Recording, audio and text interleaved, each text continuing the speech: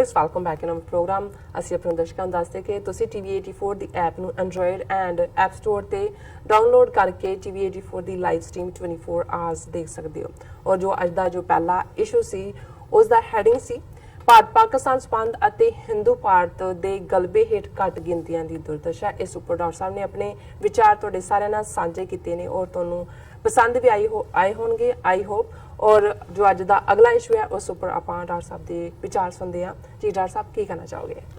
देखो असी पहले सैगमेंट दे विच ये पॉइंट आउट किया कि जिहड़ा RSS दे हिंदूत्ववाद दे दूल्हे मोदी दा जगरनॉट उहदा रथ 4 थावां दे उत्ते रोकिया नहीं गया सगों बाहर वापस मोड़िया गया। उन्हां दे विच पंजाब, जम्मू एंड कश्मीर, केरला ते तमिलनाडु इन्हां दे विच सब तो स्ट्रोंगर है क्योंकि कुल सीटां भी उत्थे 38 ने और तमिलनाडु दी जिहड़ी किसी वेले अंग्रेज़ां दे ज़माने च जिस नूं मद्रास प्रेजिडेंसी कहंदे सी, सिविलाइजेशन तहजीब वाइज भी उन्हां दा जिहड़ा नॉर्थ दे नाल कोई ताल्लुक नहीं रहा।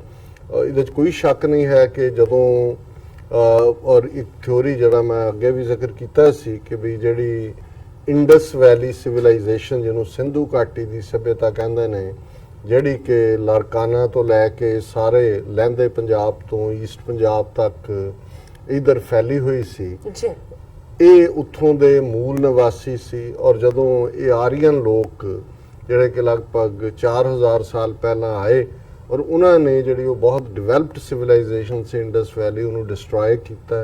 इन्हां चों बहुत सारिਆਂ ਨੂੰ गुलाम बनाया जिहड़े शूदर ने। उन्होंने तुसीं अज भी बहुतिਆਂ ਦੇ फीचर देखो तो तुहानूं ये नज़र आएगा कि भी किवें वो मूल निवासियों वांग और उन्होंने ईवन जिहड़े साउथ दे विच ने वो तमिलनाडु होए, केरला होए या ईवन श्रीलंका होए और आंध्रा होए, उन्होंने नाल तुसीं रेशियल स्टॉक देख सकते हो कि किवें एक दूसरे दे नाल उन्हां दा एक संबंध जुड़दा। हालांकि सारियां थ्योरीज डिफरेंट एंगल्स तो डिस्कस होंदियां, कई बार चैलेंज भी होंदियां, पर इहदे च कोई शक नहीं है कि उन्हां दी ज़बान द्राविड़ जिहड़ी है द्रविडन तमिल उहदा भी कोई संस्कृत नाल ताल्लुक नहीं। और जिहड़ियां चारों ही ज़बानां साउथ दियां तमिल, तेलुगु, कन्नड़, मलयालम ने ये एक फैमिली है वक्री और ये उन्हां दी रेस भी वक्री है, ज़बान तो वक्री है ही, रहन सहन भी वखरा है। और इहदे च भी कोई शक नहीं है कि 47 तो बाद जे सब तो पहला आज़ाद होने की चाहना ताकि नॉर्थ की जिहड़ी तहजीब जदों हिंदी नूं नैशनल लैंगुएज बनाया गया उन्हां दे उत्ते थोपण की लाइन आई और सब तो पहला जिहड़ा ईवन जिहड़े ज़बान के आधार ते सूबियां की डिवीजन हुई वो भी मिस्टर रोमेल एक आंध्रा के रहने वाले से जिन्होंने मरण वर्त रखा, डैथ हुई, राइटिंग हुई बहुत ज़बरदस्त। और उस तो बाद गवर्नमेंट ने जिहड़ा लैंगुएज बेस्ड सूबे बनाने की गल मन्नी सी। इसे तरह तमिलनाडु दे विच जिहड़ा बाद तमिलनाडु बनया, नाडू कंट्री कहंदे ने, द्रविडन ज़बान दे विच नाडू दा मतलब है country, country of the Tamils. So उहदे च भी एक तां 20वीं सदी दे विच उत्थे जिहड़ी वड्डी चेंज अन्ना दुराई जिहड़ा उन्हां दा रिफॉर्मर होया जिन्हें इन्हां ब्राह्मणां दीयां मूर्तियां चुक के मंदिरां चों बाहर सुट्टियां। उन्होंने कहा जी साडा इहदे नाल कोई नहीं है और उहदे चों ही ये जिहड़ियां मूवमेंट वो फिर DMK बन जाए, द्राविड़ मुनेत्र करुणानिधि ने, फिर अन्ना दुराई, फिर पेरियार उन्हां दा होया और लंबा वक्त जिहड़ा इस मूवमेंट नूं करुणानिधि ने लीड किया जिहड़ा 90+ साल दा होके डेथ हुई। और उहदा लड़का जिहड़ा स्टालिन वड्डा, हालां दो ने, उन्हां दा आपसी झगड़ा भी होया। लेकिन इन्हां चोणां दे विच क्योंकि तमिलनाडु चों 38 सीटां ने जिहड़ियां पार्लीमेंट दे लई उत्थों मैंबर पार्लीमेंट चुने जांदे ने। सो DMK ने 37 सीटां दे उत्ते जिन्हां च कांग्रेस लई भी और लैफ्ट लई भी और एक दो होर रीजनल नूं भी उन्होंने सीटां छड्डियां। पर इहदे च कोई शक नहीं है कि 38 चों 37 सीटां जिहड़ियां ने वो स्टालिन दी पार्टी, करुणानिधि दे मुंडे दी पार्टी DMK ने जित्तियां ने। और तमिलनाडु की एक अपनी हिस्टरी रही है, उन्होंने हिंदी डोमीनेंस के खिलाफ जिहड़ा हमेशा जंग लड़ी। अज भी तुहानूं तमिलनाडु दे विच हिंदी च लिखिया बोर्ड नहीं मिलता है, जदों इन्होंने कदे करना भी चाहे वो लोग खड़े हो जाते हैं।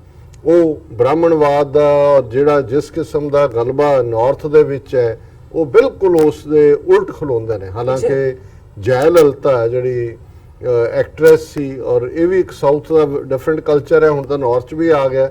ਸੰਨੀ ਦਿਓਲ ਜਿਹਨੂੰ ਹਿਲਦਾ ਨਾ ਕੋਕੋ ਨਹੀਂ ਆਉਂਦਾ, ਗੁਰਦਾਸਪੁਰ 'ਚੋਂ ਬਣ ਕੇ ਆ ਗਿਆ। ਗੌਤਮ ਗੰਭੀਰ ਕ੍ਰਿਕਟਰ ਉੱਥੋਂ ਦਿੱਲੀ ਤੋਂ ਜਿੱਤ ਗਿਆ। ਹੇਮਾ ਮਾਲਿਨੀ ਜਿਹੜੀ ਉਹ ਫਿਲਮਾਂ ਦੇ ਵਿੱਚ ਹੀ ਜਿਹੜੀ ਆ ਉਹ ਕਣਕ ਕੱਟਦੀ ਹੈ, ਉਹ ਪਹੁੰਚ ਗਈ, ਉਹ ਵੀ ਪਾਰਲੀਮੈਂਟ 'ਚ ਕਿੰਨੀ ਵਾਰੀ ਰਾਜ ਸਭਾ ਰਾਹੀਂ ਆਈ ਹੁਣ ਉਹ MP ਬਣ ਗਏ। ਸੋ ਇਹ ਕਲਚਰ ਨਾਰਥ ਦੇ ਵਿੱਚ ਤਾਂ ਹੁਣ ਜ਼ਿਆਦਾ ਆਇਆ ਹੈ, ਜਾਂ ਪਹਿਲਾਂ ਵਿਨੋਦ ਖੰਨਾ ਰਿਹਾ, ਲੇਕਿਨ ਸਾਊਥ ਦੇ ਵਿੱਚ ਫॉर ए लॉन्ग टाइम ਉਹ MG ਰਾਮਾਚੰਦਰਨ ਹੋਏ ਔਰ NT ਰਾਮਾ ਰਾਓ ਹੋਏ ਆਂਧਰਾ 'ਚ, ਉੱਥੇ ਜਾਂ ਜੈਲਲਤਾ ਹੋਏ, ਈਵਨ ਕਰੁਣਾਨਿਧੀ ਵੀ ਦਾ ਸਟਾਲਿਨ ਦਾ ਪਿਓ ਵੀ ਸਕ੍ਰਿਪਟ ਰਾਈਟਰ ਵੀ ਸੀ, ਔਰ ਫਿਲਮੀ ਇੰਡਸਟਰੀ ਨਾਲ ਉਹਦਾ ਡ੍ਰੈਵਿਡ ਆਪਣੀ ਤਮਿਲ ਲੈਂਗੁਏਜ ਦੀ ਇੰਡਸਟਰੀ ਦੇ ਨਾਲ ਤਾਲੁਕ ਸੀ। ਲੇਕਿਨ ਇੱਕ ਗੱਲ ਜ਼ਾਹਰ ਹੈ ਵੀ ਉਹਨਾਂ ਨੇ ਕਦੇ ਵੀ, ਉਹ ਦਿੱਲੀ ਦੇ ਵਿੱਚ ਵੀ ਜਦੋਂ ਉਹਨਾਂ ਦੀ DMK ਜਾਂ ਅੰਨਾ DMK ਹੀ ਦੋਨਾਂ ਦਾ ਆਲਟਰਨੇਟ ਰਿਹਾ, ਉੱਥੇ ਉਹਨਾਂ ਨੇ ਕਦੇ ਵੀ ਕਾਂਗਰਸ ਜਾਂ BJP ਦੀਆਂ ਤਾਂ ਬਿਲਕੁਲ ਹੀ ਜੜ੍ਹਾਂ ਨਹੀਂ ਲੱਗਣ ਦਿੱਤੀਆਂ। ਇੱਕ ਦੋ ਸੀਟਾਂ ਇਹ ਕਿਸੇ ਨਾਲ ਮਿਲ ਮਿਲਾ ਕੇ ਲੈ ਲੈਂਦੇ ਨੇ, ਔਰ ਦਿੱਲੀ ਆ ਕੇ ਵੀ ਉਹ ਆਪਣੇ ਲੋਕਾਂ ਦੇ ਇੰਟਰਸਟ ਦੀ ਗੱਲ ਕਰਦੇ ਨੇ। ਔਰ ਕੁਝ ਸਮਾਂ ਪਹਿਲਾਂ, ਇਹਨਾਂ ਚੋਣਾਂ ਤੋਂ ਵੀ ਕੁਝ ਵਕਤ ਪਹਿਲਾਂ, ਇਹਨਾਂ ਨੇ ਤਮਿਲਨਾਡੂ, ਕਰਨਾਟਕਾ, ਆਂਧਰਾ ਔਰ ਕੇਰਲਾ ਉਹਨਾਂ ਦੇ ਚੀਫ ਮਿਨਿਸਟਰਸ ਮਿਲੇ। ਉਹਨਾਂ ਨੇ, ਕਿਉਂਕਿ ਉਹਨਾਂ ਦੀ ਪ੍ਰੋਗਰੈਸ ਜਿੱਥੇ, ਉਹਨਾਂ 'ਚੋਂ ਵੀ ਬਹੁਤ ਸਾਰੇ ਲੋਕ ਬਾਹਰ ਨੇ। ਜੇ ਅਸੀਂ ਦੇਖੀਏ ਈਵਨ ਇਹਨਾਂ ਮੁਲਕਾਂ ਦੇ ਵਿੱਚ IT ਇੰਡਸਟਰੀ ਦੇ ਵਿੱਚ ਵੀ, ਤੁਹਾਨੂੰ UP ਬਿਹਾਰ ਤਾਂ ਨਹੀਂ ਡੋਮੀਨੇਟ ਕਰੋ, ਤਾਂ ਨਿਆਣੇ ਜੰਮਣ ਤੇ ਨੇ। ਉਹ ਮੁਸਲਮਾਨਾਂ ਨੂੰ ਦੋਸ਼ ਦੇਣਗੇ, ਪਰ ਸਭ ਤੋਂ ਜ਼ਿਆਦਾ ਆਬਾਦੀ ਇਹ ਗੰਗਾ ਜਮਨੀ ਤਹਿਜ਼ੀਬ ਨੇ ਜੰਮੀ ਹੋਈ ਹੈ ਨਲਾਇਕਾਂ ਦੀ। ਹੁਣ ਉਹ ਜਿਹੜੇ ਨੇ ਬਾਹਰ ਵੀ ਨੇ IT ਸੈਕਟਰ 'ਚ, ਔਰ ਉਹਨਾਂ ਦੇ ਬੱਚੇ ਵੀ 2 ਤੋਂ ਜ਼ਿਆਦਾ ਨਹੀਂ ਨੇ, ਔਰ ਉਹਨਾਂ ਦਾ ਰੈਵਨਿਊ ਇੰਨਾ ਜਨਰੇਟ ਕਰਦੇ ਨੇ ਕਿ ਉਹਨਾਂ ਦੇ ਉਹ 4 ਚੀਫ ਮਿਨਿਸਟਰਸ ਨੇ ਕਿਹਾ ਹੈ ਕਿ ਵੀ ਆਹ ਨਾਰਥ ਵਾਲੇ ਜਿਹੜੇ ਨੇ, UP ਬਿਹਾਰ ਵਾਲੇ ਬੱਚੇ ਜੰਮ ਕੇ ਰੱਖ ਦਿੰਦੇ ਨੇ। ਟੈਕਸਪੇਅਰ ਮਨੀ ਜਿਹੜੀ ਹੈ ਉਹ ਇਧਰ ਸਾਡੀ ਜਾਂਦੀ ਹੈ। ਜਦੋਂ ਕੰਸੈਸ਼ਨ ਦੀ ਗੱਲ ਆਉਂਦੀ ਹੈ ਵੀ ਕਿਹਨੂੰ ਕਿੰਨੀ ਜਿਹੜੀ ਹੈ ਉਹ ਮਿਲਣੀ ਹੈ ਰਿਆਇਤ ਸੈਂਟਰ ਵੱਲੋਂ, ਕਿੰਨੀ ਗ੍ਰਾਂਟ ਮਿਲਣੀ ਹੈ, ਉਹ ਆਬਾਦੀ ਦੇ ਲਿਹਾਜ਼ ਨਾਲ ਹੁੰਦੀ ਹੈ। ਸੋ ਉਹਨਾਂ ਨੇ ਆਲਰੇਡੀ ਇਹ ਮੂਵ ਕੀਤਾ ਸੀ ਵੀ ਕਿਉਂ ਨਾ ਅਸੀਂ ਆਪਣੀਆਂ 4 ਸਟੇਟਾਂ ਦਾ ਅਲੱਗ ਇਕਨੋਮਿਕਲ ਜ਼ੋਨ ਬਣਾ ਲਈਏ, ਔਰ ਅਸੀਂ ਕਹੀਏ ਜੇ ਵੀ ਅਸੀਂ ਆਪਣੇ ਇਕਨੋਮਿਕਲ ਜ਼ੋਨ 'ਚ ਕਰਨਾ। ਉਹਨਾਂ ਨੇ ਫਿਗਰਸ ਕੈਲਕੂਲੇਟ ਕੀਤੀਆਂ ਕਿ ਬਈ ਕਿੰਨੇ % ਅਸੀਂ ਟੈਕਸ ਦਿੰਦੇ, ਪਰ ਜਿਹੜਾ ਸਾਨੂੰ ਕਿੰਨੇ % ਉਹਦੀ ਜਿਹੜੀ ਹੈ ਗ੍ਰਾਂਟ ਮਿਲਦੀ ਹੈ।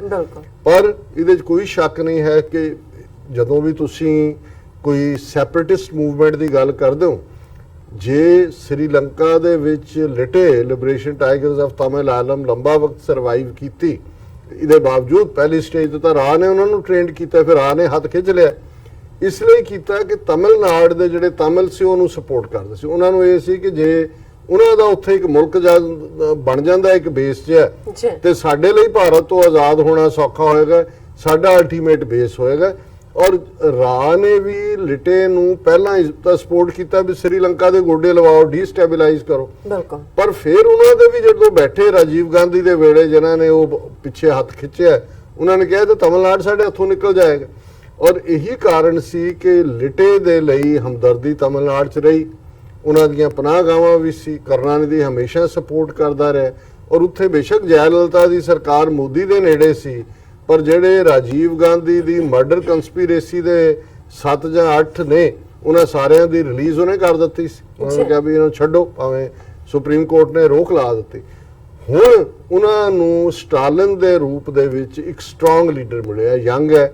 ਕਰੁਣਾਨਿਧੀ ਨੇ ਆਪਣੀ ਉਮਰ 'ਚ ਉਹਨੇ ਗਿਵਨ ਨਹੀਂ ਕੀਤਾ ਕਦੇ ਵੀ ਬ੍ਰਾਹਮਣਵਾਦੀਆਂ ਦੇ ਅੱਗੇ, ਉਹ ਚੈਲੰਜ ਕਰਦਾ ਸੀ ਉਹਨਾਂ ਨੂੰ।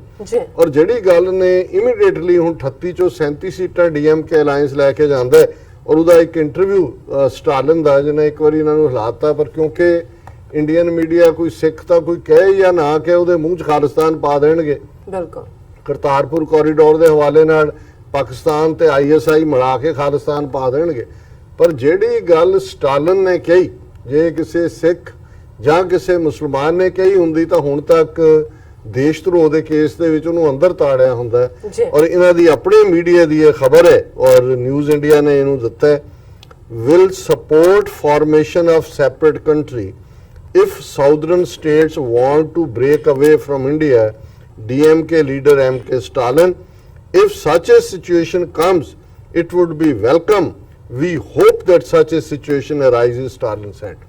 ਹੁਣ 27 MPਆਂ ਦੀ ਕਮਾਂਡ ਕਰਨ ਵਾਲਾ ਤਮਿਲਨਾਡੂ ਦੇ ਵੱਡੇ ਸੂਬੇ ਦਾ ਜਿਹੜਾ ਇਸ ਵੇਲੇ ਪ੍ਰਾਈਮ ਤਾਕਤ ਬਣ ਕੇ ਉੱਭਰਿਆ ਹੈ, ਉਹ ਇਹ ਕਹਿ ਰਿਹਾ ਹੈ ਕਿ ਜੇ ਦੱਖਣ ਦੀਆਂ ਸਟੇਟਾਂ ਅੱਡ ਮੁਲਕ ਦੀ ਹਮਾਇਤ ਕਰਨਗੀਆਂ ਕਿ ਵੀ ਉਹ ਭਾਰਤ ਨਾਲੋਂ ਟੁੱਟਣਾ ਚਾਹੁੰਦੀਆਂ ਨੇ, ਟੁੱਟਣਾ ਚਾਹਣ, ਤੇ ਮੈਂ ਇਸ ਮੂਵ ਦੀ ਹਮਾਇਤ ਕਰਾਂਗਾ।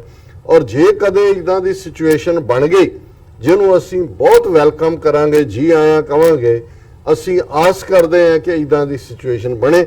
ਔਰ ਇਹ ਚੇਨਈ ਦੀ ਡੇਟਲਾਈਨ ਦੀ ਖਬਰ ਹੈ। ਡ੍ਰੈਵਿਡ Munnetra ਕਜਗਮ working president M.ਕ Stalin on Saturday said that he would support if the southern states demand the formation of a separate country, Dravida Nadu. He said that he would welcome any situation in which the southern states demands to break away from India.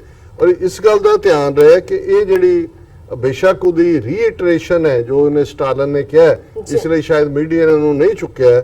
17 March 2018 ਨੂੰ almost 10 ਕੁ ਮਹੀਨੇ ਪਹਿਲਾਂ ਇਹ statement ਬੜੀ forcefully ਉਹਨੇ ਜਿਹੜੀ ਹੈ media ਨੂੰ ਦਿੱਤੀ ਸੀ। ਉਹਨੇ ਕਿਹਾ ਸੀ ਕਿ such a situation comes it would be welcome, we hope that such a situation ਅਰਾਈਜ਼ਸ। ਔਰ ਇਹ ਜਿਹੜੀ ਹੈ ਇਸ ਦੇ ਉੱਤੇ ਜਿਹੜਾ ਉਹਨਾਂ ਦੇ ਜਿਹੜੇ ਦੁਮਛੱਲੇ ਹੁੰਦੇ ਨੇ, ਦੋ ਤਿੰਨ ਨੇ ਇੱਧਰ ਉੱਧਰ ਦੀਆਂ ਗੱਲਾਂ ਵੀ ਮਾਰੀਆਂ ਨੇ, ਪਰ ਇਸ ਗੱਲ ਦੇ ਵਿੱਚ ਕੋਈ ਸ਼ੱਕ ਨਹੀਂ ਹੈ। ਇਸ ਤੋਂ ਇਹ ਹੁੰਦਾ ਹੈ ਕਿ ਵੀ ਤੁਹਾਡੀ ਲਬਾਂ ਤੇ ਤੁਹਾਡੇ ਬੋਲਾਂ 'ਚ ਉਹੀ ਗੱਲ ਆਉਂਦੀ ਹੈ ਬਹੁਤ ਵਾਰ ਜਦੋਂ ਤੁਸੀਂ ਇੱਕ ਰਿਲੈਕਸ ਸਿਚੁਏਸ਼ਨ 'ਚ ਆ ਜਾਂਦੇ ਹੋ ਜਿਹੜੀ ਤੁਹਾਡੇ ਦਿਲ ਦੇ ਅੰਦਰ ਹੈ।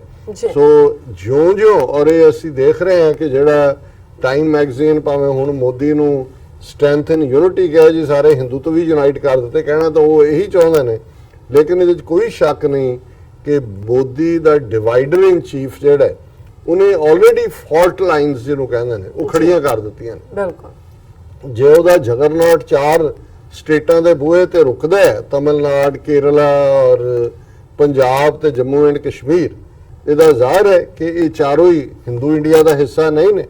ਤੇ ਜੇ ਤਮਿਲਨਾਡ ਐਜ਼ ਏ ਨਿਊਕਲੀਅਸ ਬਣਦਾ ਤੇ ਫਿਰ ਜ਼ਾਹਰ ਹੈ ਕਿ ਬੇਸ਼ੱਕ ਕੋਈ ਆਂਧਰਾ 'ਚ ਬੀਜੇਪੀ ਨਹੀਂ ਜਿੱਤੀ ਹੈ, ਉੱਥੇ ਉਹ ਰੈਡੀ ਦੀ ਜਿਹੜਾ ਕਾਂਗਰਸ ਦਾ ਬ੍ਰੇਕ ਆਫ ਗਰੁੱਪ ਹੈ ਉਹ ਜਿੱਤਿਆ ਹੈ।